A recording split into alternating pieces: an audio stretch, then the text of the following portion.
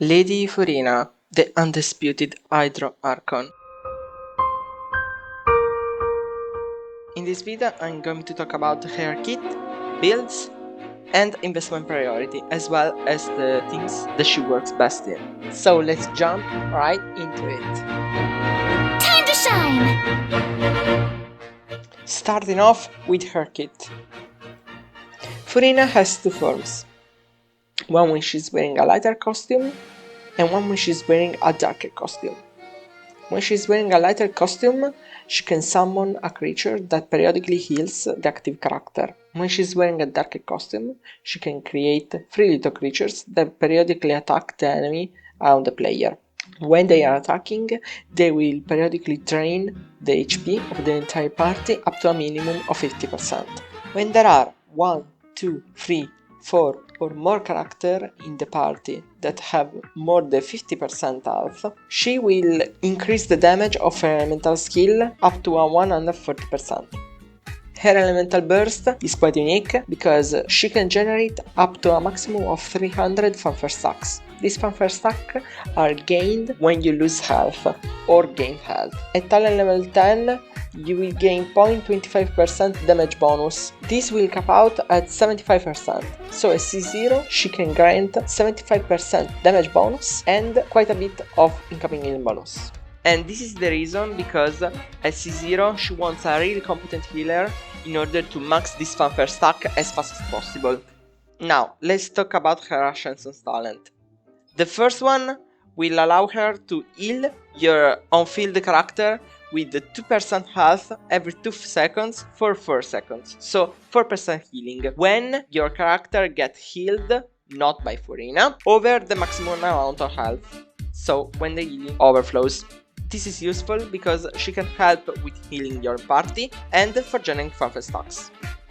Her second talent states that for every 1000 HP that Furina has, she can increase the damage of her mental skill by 0.7% up to a maximum of 28, and she can increase the healing that her elemental skill does by 0.4% up to a maximum of 16%. Doing the math, this talent will max out at 40k HP. Finally, for her exploration passive, she can decrease your in-water elemental skill cooldown by 30%. Now for her constellation and investment priority. The first one is pretty good because we'll increase the fanfare limit from 300 to 400, bringing the maximum damage bonus up to 100%, and Furina will start whenever you burst with 150 fanfare stacks. It's pretty convenient, but with this you will also have to bring a healer.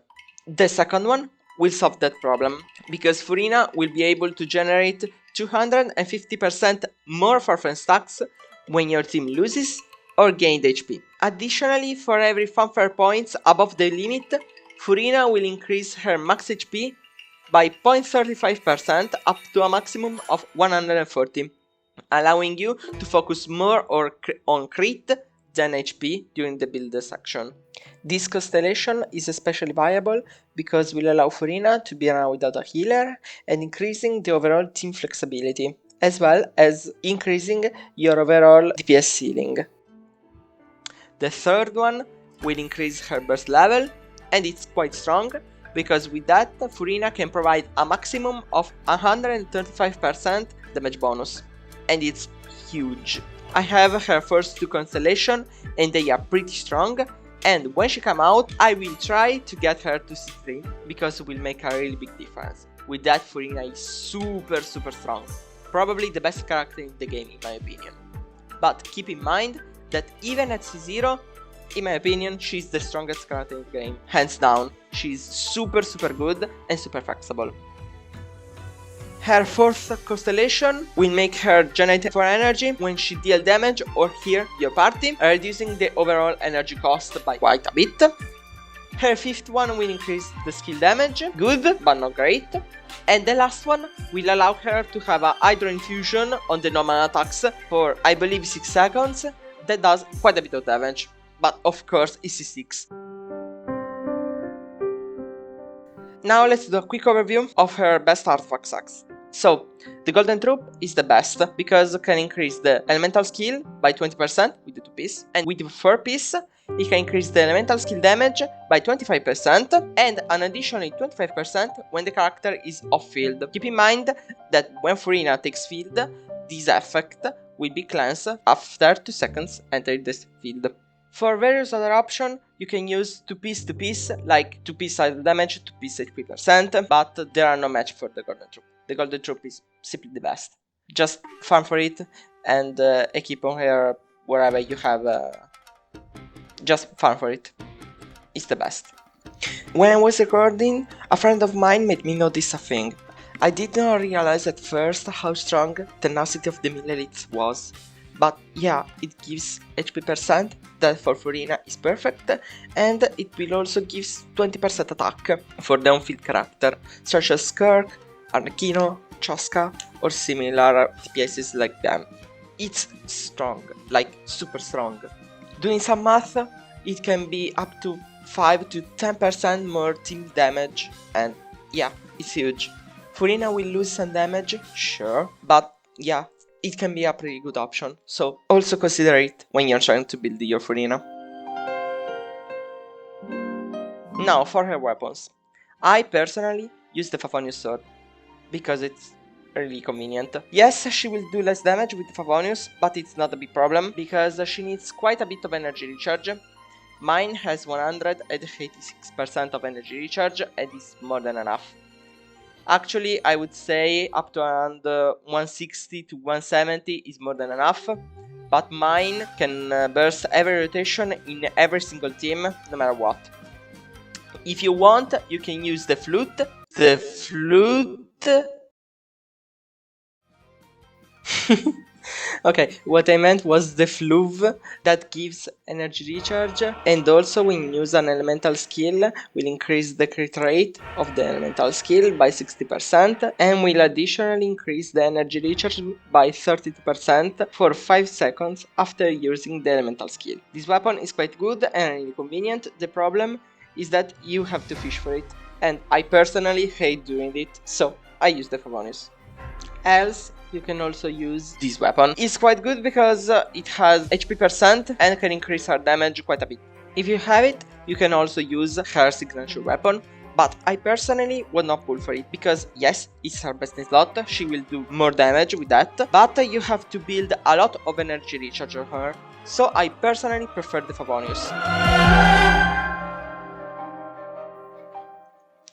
With that out of the way, we can go on and talk about the bulk of this video, the team section and the future proofing. Now, Furina is a really well-rounded character with a lot of strength, especially with hyper carries such as Arlecchino, Chaska, or for example Mavuika, even though it's not a her best in slot. In these teams, you will usually start by doing Furina burst, then other supports like Kazuha, Shilonen, Yelan, etc. and then going to your DPS and dealing a ton more damage thanks to the buffing that Furina does. Nuilet is a strange case, because Furina is his best partner no matter what. They are like made for each other. But Nuilet can be also played with some reaction archetypes, such as for example Hyper Bloom or Lunar Bloom recently. The problem with that is that Furina gives damage bonus, but Hyper Bloom or Lunar Bloom or whatever lunar reaction you are going to use won't scale with damage bonus. So Furina will not be increasing that damage. Yes, it will increase the damage that Nuilet does, and it's quite a lot. Nuilet is super strong, one of the best DPSs in the game. Right now I would say Mavuika is the better DPS, but still Nuilet is insane, especially for AoE. But the point is, Furina will not buff the lunar reaction damage or the hyper bloom damage.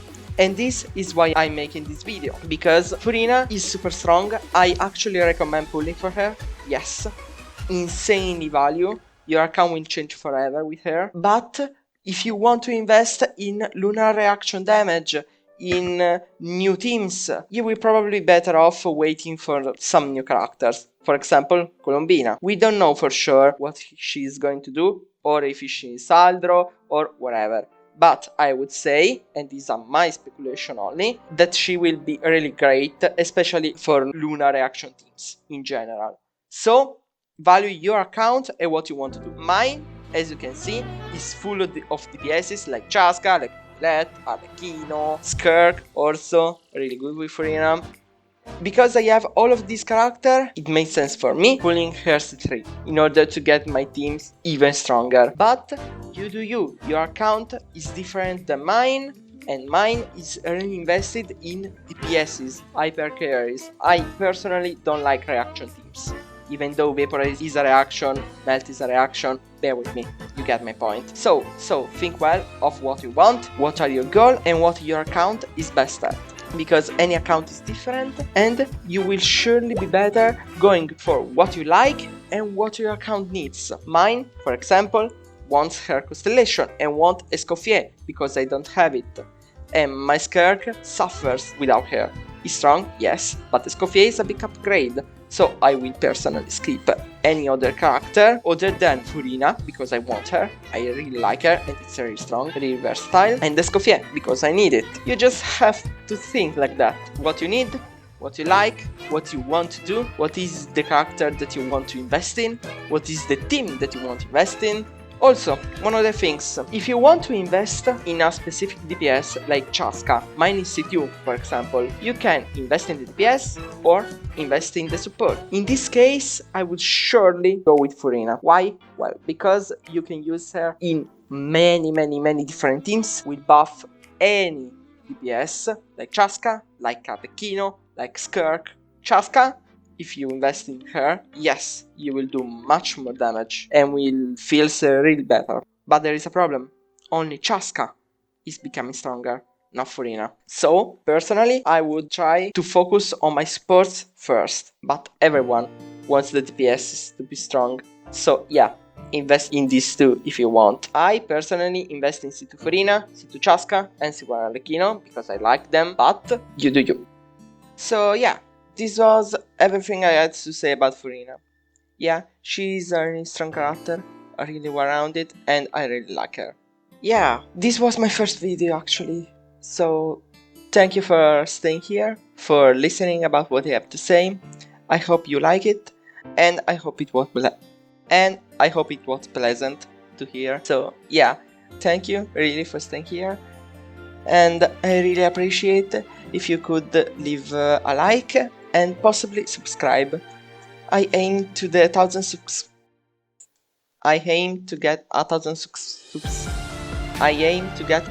subscribers, so I can turn on monetization for my videos and keep doing it. Because yeah, I'm a university student, I'm studying biotechnology, and I would really like to invest time in Genshin Impact, in this account, in doing these videos.